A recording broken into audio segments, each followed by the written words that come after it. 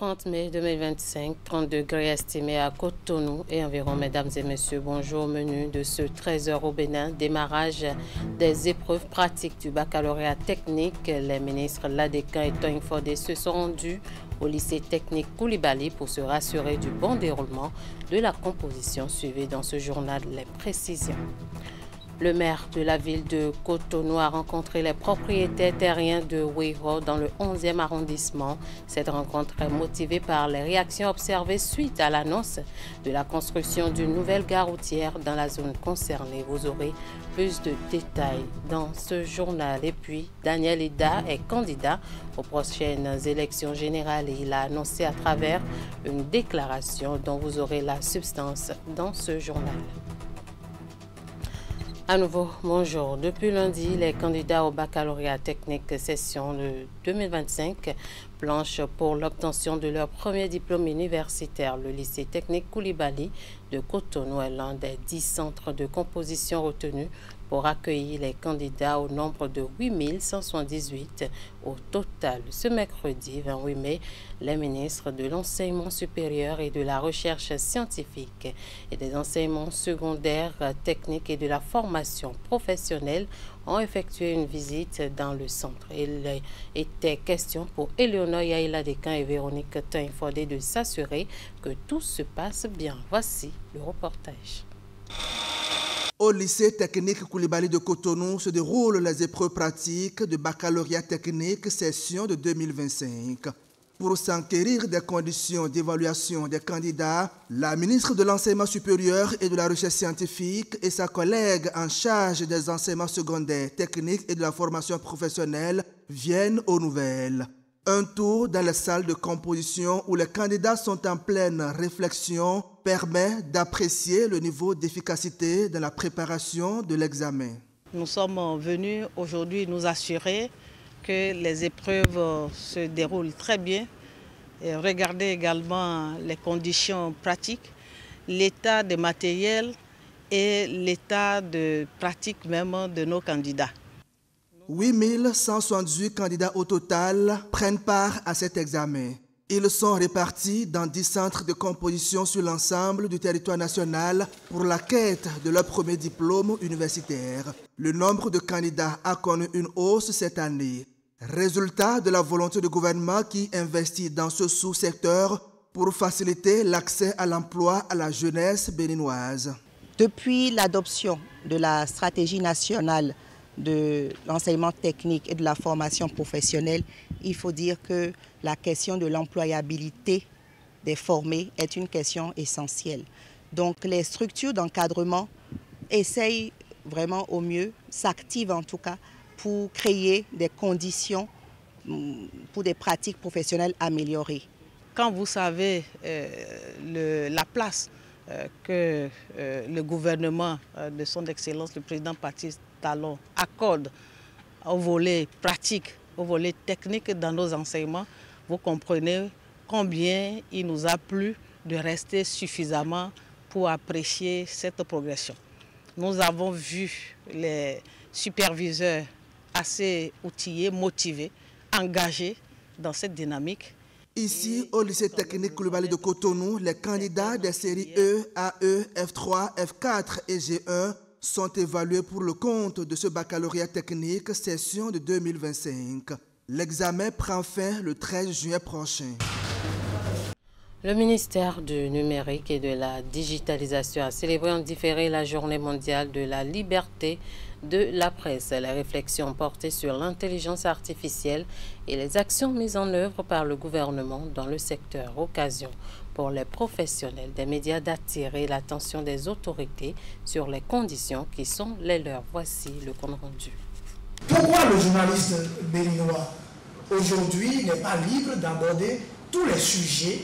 C'est le ministère du numérique et de la digitalisation qui tient les ficelles de cette commémoration de la Journée mondiale de la liberté de la presse. Les acteurs du monde des médias et les partenaires harmonisent à cette occasion les réflexions autour de l'importance de la liberté d'expression perçue comme un pilier majeur de la démocratie. La liberté de la presse ne se résume pas à l'absence de censure. Elle exige des cadres juridiques solides un accès équitable à l'information publique, la protection des sources et des conditions de travail dignes pour les professionnels des médias. Dans cette dynamique, la direction des médias, en collaboration avec le ministère du Numérique et de la Digitalisation, œuvre à l'élaboration de politiques favorables à un environnement médiatique sain, diversifié et sécurisé.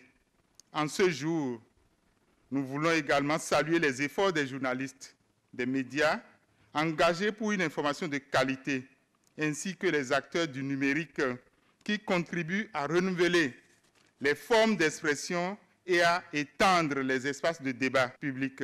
Le gouvernement salue le professionnalisme des hommes des médias et souligne le progrès du Bénin dans le classement de Reporters sans frontières au titre de l'année 2024. Je vous alerte donc au nom du chef de l'État, au nom du gouvernement et à mon nom personnel, les chaleureuses félicitations pour les efforts que vous déployez chaque jour pour animer vos divers médias avec un professionnalisme qui force l'admiration.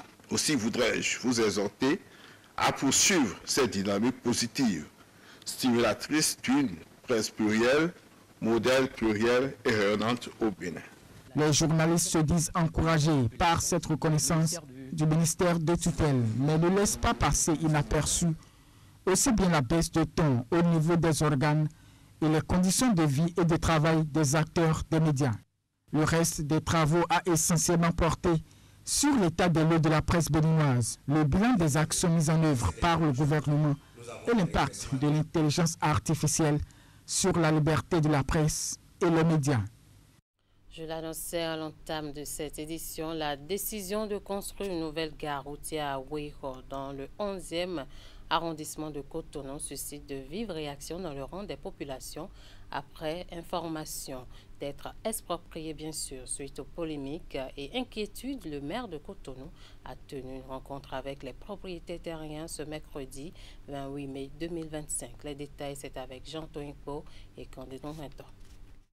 Le nécessaire sera fait pour que personne ne soit délogé. Les citoyens ont tous été rassurés par le maire au cours de cette séance d'échange. Une démarche qu'ils trouvent salutaire. C'est ce qu'on aurait souhaité depuis.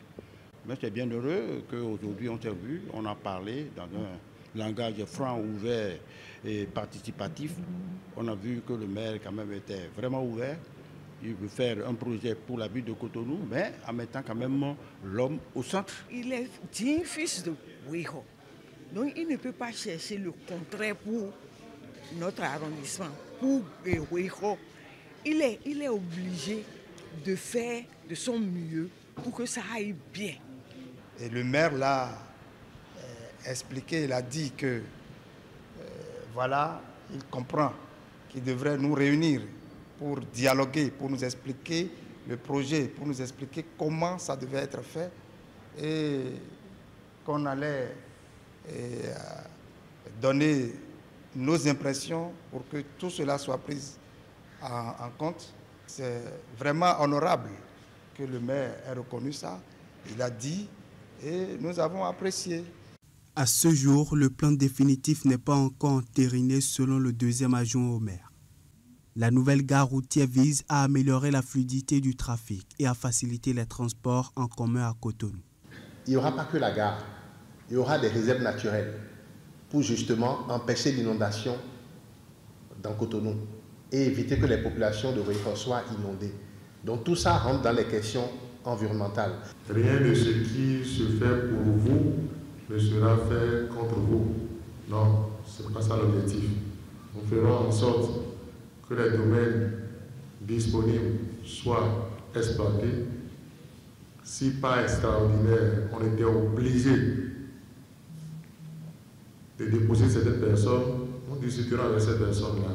Mais retenez que l'objectif pour nous, ce n'est pas ça, ça va être l'exception, ça ne va pas être du tout la règle. La règle pour nous, c'est de nous contenter de l'existant et le cas échéant, de discuter avec les quelques personnes qui seront affectées pour que le projet prenne jour. Cette gare routière sera une gare de référence pour Cotonou, a précisé le maire. En image, l'ambassadeur des Émirats arabes unis près le Bénin, son Excellence Mohamed Saïd Al-Kabi, était ce mercredi au cabinet du président du Conseil économique et social, Conrad Baguidi. Les discussions ont porté sur les relations bilatérales entre les deux pays et les moyens de les renforcer davantage dans divers domaines. Les deux personnalités ont évoqué les axes de coopération économique et sociale et partagé leur volonté d'échanger leurs expertises au service de la jeunesse et du développement durable. Quelques heures après sa rencontre avec l'ambassadeur des Émirats arabes unis près le Bénin, le président du Conseil économique et social reçoit également la coordonnatrice résidente du système des Nations unies au Bénin.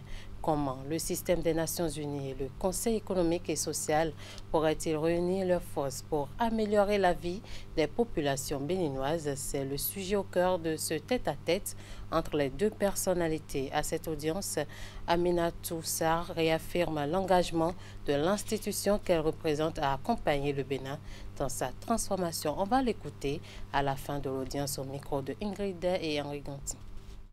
J'ai eu l'honneur de rencontrer le président du Conseil économique et social pour discuter de comment le système des Nations unies pourrait l'accompagner dans l'accomplissement de sa mission. Une mission noble qui permettrait d'être la voix des populations auprès du gouvernement, remonter les besoins des populations.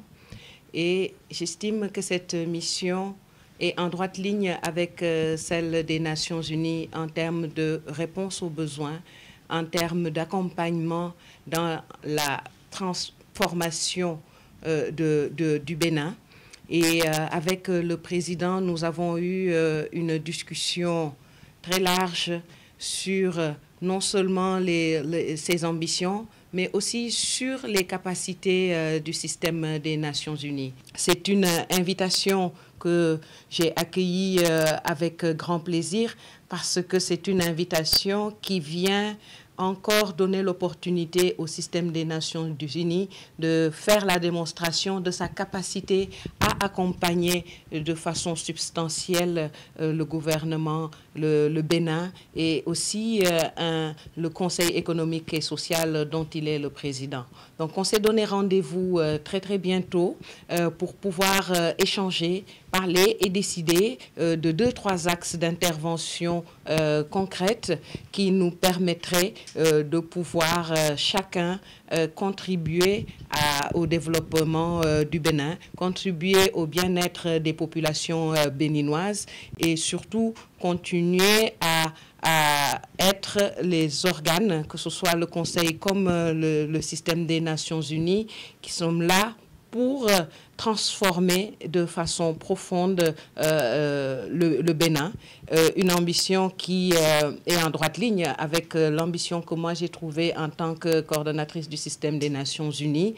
Un Bénin transformé du côté infrastructure, du côté de beaucoup de lois qui avancent les droits des femmes. Nous sommes là pour pouvoir nous aussi donner notre contribution à cette belle ambition qu'il a pour son institution et pour le Bénin. Daniel Eda, premier candidat déclaré pour les élections générales de 2026. Dans une déclaration officielle, l'acteur politique a annoncé sa candidature pour la prochaine présidentielle. Je vous invite à suivre un extrait de sa déclaration. En ce jour solennel, je m'adresse à vous avec humilité, conviction et espoir. Oui,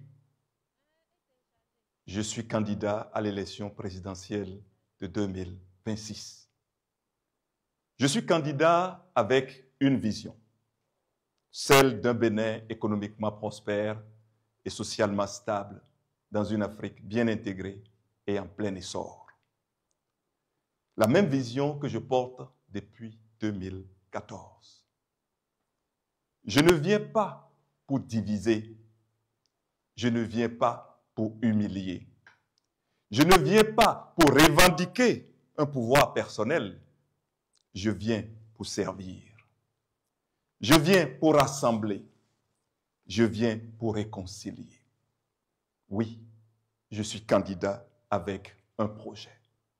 Un projet de société inspiré par ma vision pour le Bénin. Un projet pour le peuple. Un projet que nous porterons ensemble. Nous le ferons 2026. La Fédération béninoise de karaté-do a lancé une tournée nationale de formation self-défense. La première partie de cette tournée a pris en compte 3 différents départements du 14 au 25 mai 2025 et a été clôturée le dimanche dernier par l'étape de Natitango. Elle a permis d'outiller de nombreuses personnes sur les techniques d'autodéfense en cas d'attaque. Voici les détails.